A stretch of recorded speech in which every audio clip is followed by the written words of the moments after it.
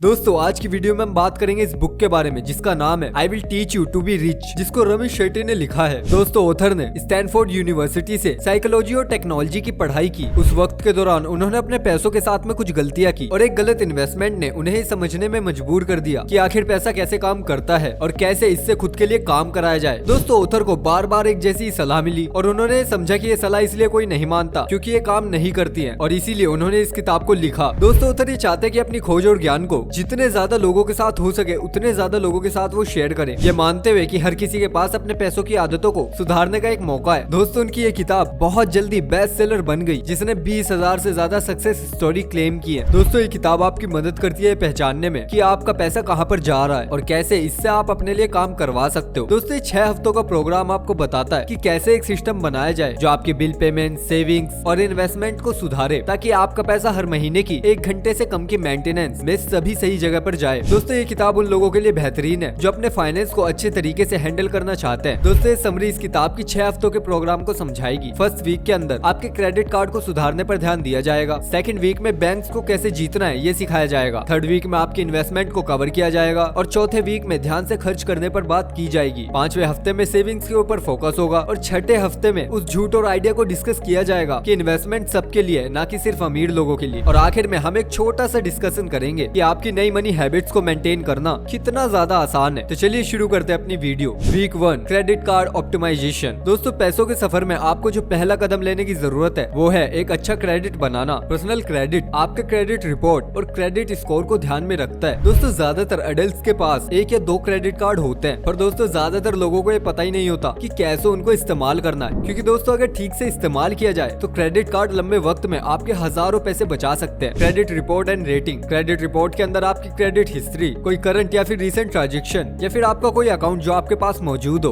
उसकी जानकारी होती है। ये जानकारी लैंडर्स यानी कि जो कर्जा देते हैं उनको दी जाती है जब आप किसी लोन के लिए अप्लाई करते हो। दोस्तों क्रेडिट स्कोर थोड़ा अलग है। आपको 300 से 850 के बीच में एक नंबर दिया जाता है। ये नंबर लैंडर को ये समझाने के लिए दिया जाता है कि जब उधार देने की बात आएगी तब आपके रिस्क फैक्टर्स क्या हैं। अगर आपका क्रेडिट स्कोर ज्यादा है तो आपको कम खतरे की तरह देखा जाता है और कम क्रेडिट स्कोर ज्यादा रिस्क को दिखाता है। भविष्य में खरीदे जाने वाली चीजें जिसके अंदर घर और लोन शामिल है उसके लिए क्रेडिट स्कोर ज्यादा होना बहुत जरूरी है। आपके क्रेडिट स्कोर और क्रेडिट रिपोर्ट के आधार पर लैंडर्स और बैंक ये फैसला करेगी कि वो आपको पैसा उधार देंगे या फिर नहीं। Use them right. दोस्तों अगर क्रेडिट कार्ड ठीक से इस्तेमाल हो तो बहुत ज्यादा फायदेमंद हो सकता है। आपको अपने बिल्स को पूरे और टाइम पर पे करना चाहिए। इन पेमेंट्स को कभी भी लेट ना करें वरना आपको इंटरेस्ट का सामना करना पड़ेगा। दोस्तों जब ऐसा होता है तो असल में क्रेडिट कार्ड आपको पैसा देता है जो आपके पास नहीं है और इंटरेस्ट देने से आप किसी भी कीमत पर बचना चाहते हैं। दोस्तों अगर आप क्रेडिट कार्ड से कुछ खरीदते हैं और आखिर में इंटरेस्ट पे करते हैं तो असल में आप उसकी कीमत से ज्यादा पे कर रहे हैं। अच्छा क्रेडिट बनाना अमीर बनने का पहला कदम है। Week 1 top tips.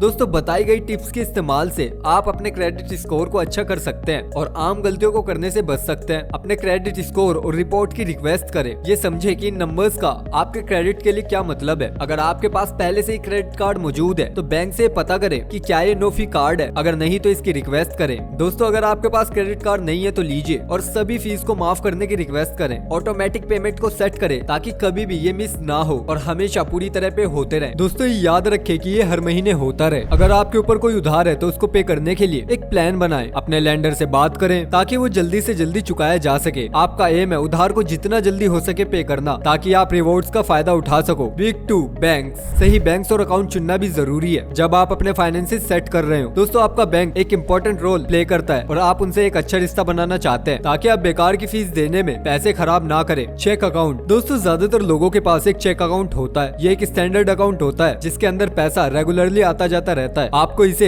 एक ईमेल बॉक्स की तरह इस्तेमाल करना चाहिए। अगर आपके सारे पैसे अकाउंट में आते हैं तब आप इसको साइड अकाउंट में भेजने के लिए फिल्टर कर सकते हैं, चाहे फिर वो सेविंग हो या फिर इन्वेस्टमेंट। और चेक अकाउंट के लिए ऐसा अकाउंट चुने जिसमें इंटरेस्ट मिलता हो और वो फ्री हो, जिसके अंदर मंथली, ईयरली और ट्रांजेक्शन फीस ना हो। Savings account. दोस्तों आपको सेविंग अकाउंट शॉर्ट टर्म से मिड टर्म के लिए खोलना चाहिए। इस जगह पर अपने हर जगह के पैसों को 1 महीने से 5 साल तक के लिए रखने की सोचे। इस अकाउंट को आप वेकेशंस और हाउस डिपॉजिट की तरह इस्तेमाल करिए। Week 2 top tips. दोस्तों अगर आपके पास पहले से मौजूद ना हो तो एक चेक अकाउंट खोले। डबल चेक करें कि उसके अंदर कोई फीस ना हो। अगर आपके करंट अकाउंट में मंथली या फिर ईयरली फीस लगती है तो बैंक से बात करें और इसको बंद कराने की रिक्वेस्ट करें और कम से कम अमाउंट और ट्रांजेक्शन फीस को भी ध्यान में रखें। हाई इंटरेस्ट वाले सेविंग अकाउंट को खोले। अपने खर्च करने वाले पैसे को सेव करने वाले पैसे से अलग रखें। ध्यान रखें कि आपके चेक अकाउंट में 1 महीने के खर्चे जितना पैसा हो और उसके अलावा बचा हुआ पैसा अपने सेविंग अकाउंट के अंदर आप ट्रांसफर कर दे। Week 3 investing. दोस्तों इन्वेस्टमेंट एक ऐसी चीज है जिससे बहुत सारे लोग बचना चाहते हैं। आपको इसको समझना चाहिए ताकि आप इन्वेस्टमेंट करने के लिए कॉन्फिडेंस महसूस करें। ग्लोबल फाइनेंशियल क्राइसिस के बाद बहुत सारे लोगों ने इन्वेस्टमेंट करना छोड़ दिया है, लेकिन दोस्तों आपको बता दूं कि ऐसे ही वक्त में इन्वेस्टमेंट करना समझदारी होती है। एक इन्वेस्टमेंट अकाउंट खोलकर आप खुद को दुनिया की हिस्ट्री के सबसे बड़ा पैसा बनाने वाले साधन का एक्सेस दे देते हैं, जो कि है स्टॉक मार्केट। दोस्तों इन्वेस्टमेंट प्रोसेस को शुरू करने के लिए 5 सिंपल स्टेप्स। दोस्तों उस इन्वेस्टमेंट से बेहतरीन कुछ भी नहीं हो सकता है जहां पर आपको 100% रिटर्न मिलता है और ये हर पे चेक पर होता है। इसलिए दोस्तों आपको अपनी तरफ से लगभग कुछ भी नहीं करना होता सिवाय बस शुरुआती सेटअप के। अपने क्रेडिट कार्ड का कर्जा पे करें। एक बार ये हो जाए तो आपके पास इन्वेस्ट करने के लिए ज्यादा पैसा होगा। इसको पे करने का प्लान बनाने के लिए वक्त लें। आपको एक अलग इंडिविजुअल रिटायरमेंट अकाउंट या फिर इन्वेस्टमेंट फंड भी खोलना चाहिए। एम है आपकी पोस्ट टैक्स इनकम में जितना भी हो सके कंट्रीब्यूट करना। अगर कोई पैसा बचता है तो इसको अपने सेविंग अकाउंट में डाल दे। दोस्तों जब ये 4 स्टेप पूरे हो जाएं, तब आपके पास कुछ पैसा होगा जिसका आप इस्तेमाल कर सकते हैं। एक नॉन रिटायरमेंट फंड के बारे में सोचे जिसके अंदर आपका बिजनेस शुरू करने के लिए पैसा हो। Week 4 conscious spending. दोस्तों ये एक ऐसी एडवाइस है जो आपने अक्सर सुनी होगी, जो कि है बजट बनाना। हालांकि दोस्तों ये करने से कहना आसान है, किसी के पास हर एक पैसे का हिसाब रखने का वक्त नहीं है। इसीलिए आपको ध्यान से खर्च करना चाहिए, क्योंकि ध्यान से खर्च करना आसान है। जब पैसा है तो आपकी सबसे पहली जिम्मेदारी ये होनी चाहिए अपने सेविंग्स और इन्वेस्टमेंट अकाउंट पर ध्यान देने की। और जब ये सब हो जाए तो आप बचे हुए पैसों के बारे में बिना गिल्ट के खर्च करने के बारे में सोच सकते हैं। दोस्तों पैसे को हैंडल करने का सबसे अच्छा तरीका है ये फैसला करना कि आप अपने पैसों को कहां पर खर्च करना चाहते हैं। आपको एक फ्रगल अप्रोच यूज करनी चाहिए, ना कि एक चीप अप्रोच। दोस्तों फ्रुगैलिटी को हर एक चीज में प्रेफर किया जाता है, क्योंकि आप अपने ज्यादातर परचेसेस पर पैसा बचा सकते हैं और आप कुछ जगहों पर ज्यादा पैसा खर्च कर सकते हैं। Identify your priorities.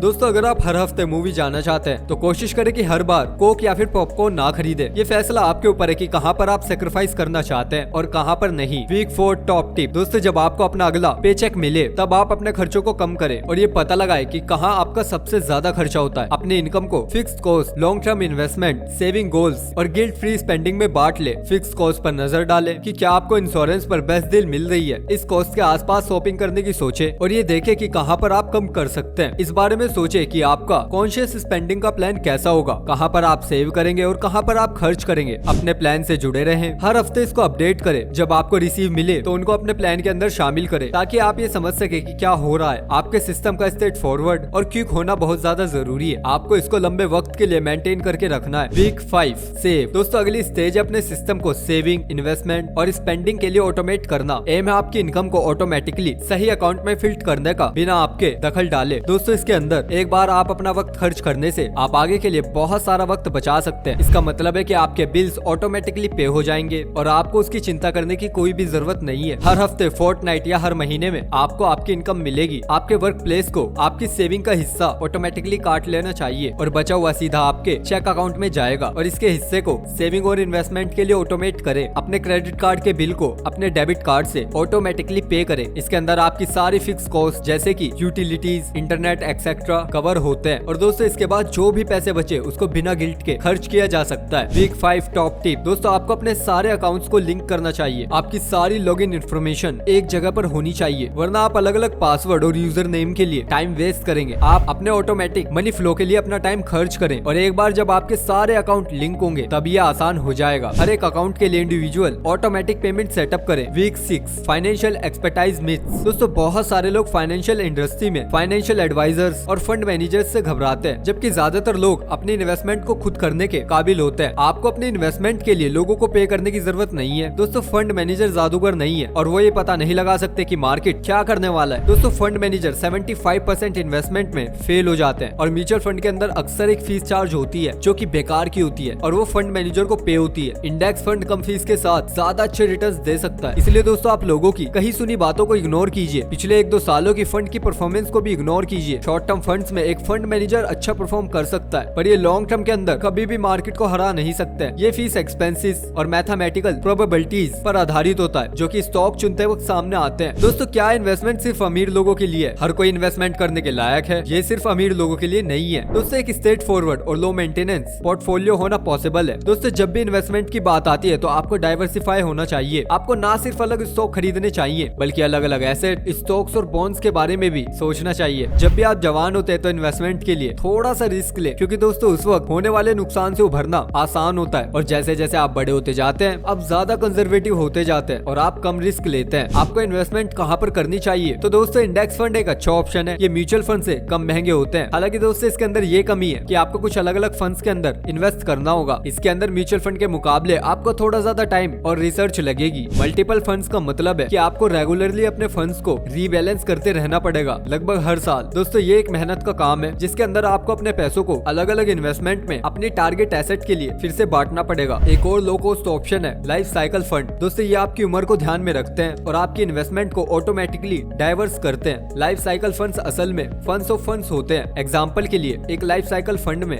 Large cap, mid cap, small cap और इंटरनेशनल फंड हो सकते हैं। दूसरे शब्दों में कहीं तो आपका लाइफ साइकिल फंड बहुत सारे फंड्स को ओन करता है जो कि स्टॉक्स और बॉन्ड्स ओन करते हैं। Big 6 top tips. दोस्तों शुरू करने से पहले आपको अपना इन्वेस्टिंग स्टाइल डिसाइड करने की जरूरत है। ध्यान रहे लाइफ साइकिल फंड सिंपल होते हैं और आपको बहुत कम इनपुट देना पड़ता है, पर दोस्तों इसके ऊपर आपका कंट्रोल कम होता है। इंडेक्स फंड एक अच्छा ऑप्शन है अगर आप अपने पोर्टफोलियो को खुद से डाइवर्सिफाई कर पाओ। दोस्तों अपनी इन्वेस्टमेंट को इन्वेस्टिगेट करने में वक्त बिताएं, अच्छे से रिसर्च करें और आप ये समझे कि आप किसके अंदर इन्वेस्ट कर रहे हैं और डिसाइड करने के बाद अपने चुने हुए फंड्स को खरीदे। और अगर आपके पास अभी इन्वेस्ट करने के लिए पैसे नहीं है तो अपने इन्वेस्टमेंट अकाउंट के लिए एक सेविंग गोल बनाएं। जैसे ही आप अपने गोल को अचीव करेंगे आप परचेज कर सकते हैं। Where to from here. दोस्तों जब आपके सारे अकाउंट ऑर्डर्स में होते हैं और आपकी इन्वेस्टमेंट कंट्रोल में होती है तब अपना सिस्टम मेंटेन करना आसान होता है। अपने कॉन्शियस स्पेंडिंग प्लान पर ध्यान दें और किसी भी एक्स्ट्रा पैसे को बचाएं जो सेविंग और इन्वेस्टमेंट के अंदर बांटा जा सके। आपको अपने इन्वेस्टमेंट अकाउंट को रोज लॉगिन नहीं करना है, इससे सिर्फ फालतू का स्ट्रेस होगा। आपने ऑटोमेटिक सिस्टम किसी कारण से बनाया है, महीने में एक बार चेक करें और वक्त के साथ पैसे बढ़ने का इंतजार करें। अपने इन्वेस्टमेंट को बहुत जल्दी बेचने से सावधान रहें। अपने 20s और 30s में अपने इन्वेस्टमेंट को बेचने के सिर्फ 3 कारण है। या तो आपको पैसा किसी इमरजेंसी के लिए चाहिए, आपने कोई खराब इन्वेस्टमेंट की है जो मार्केट के अंदर बहुत खराब परफॉर्म कर रही है, या फिर आपने अपने इन्वेस्टमेंट का गोल पा लिया है। तो दोस्तों क्रेडिट कार्ड को ठीक से इस्तेमाल करना सीखें। बिल पेमेंट्स को कभी भी मिस ना करें। आप इंटरेस्ट पे नहीं करना चाहेंगे, बिल पेमेंट्स को ऑटोमेट करें ताकि आपको चिंता ना करनी पड़े। अपने बैंक से नो फी अकाउंट की रिक्वेस्ट करें। एक हाई इंटरेस्ट सेविंग अकाउंट और एक स्टैंडर्ड चेक अकाउंट खोले। आपके चेक अकाउंट में 1.5 महीने के खर्चे लायक पैसा मौजूद हो, बाकी सारा पैसा आप अपने सेविंग अकाउंट में डाल दे। अपने सारे के सारे उधार को चुका दे। एक अलग रिटायरमेंट अकाउंट या फिर इन्वेस्टमेंट फंड भी खोले। शुरू करने से पहले अपना इन्वेस्टमेंट स्टाइल चुने, अच्छे से रिसर्च करें और ये समझे कि आप कहां पर इन्वेस्ट कर रहे हैं। तो दोस्तों ये थी हमारी आज की वीडियो। आई होप आपको इन्फॉर्मेशन पसंद आई होगी और अगर आपको इन्फॉर्मेशन पसंद आई है तो प्लीज आज चैनल को सब्सक्राइब कर दो, वीडियो को लाइक कर दो। मिलते हैं बहुत जल्द आपसे अगली वीडियो में, तब तक के लिए बाय बाय। अपना ख्याल रखिएगा।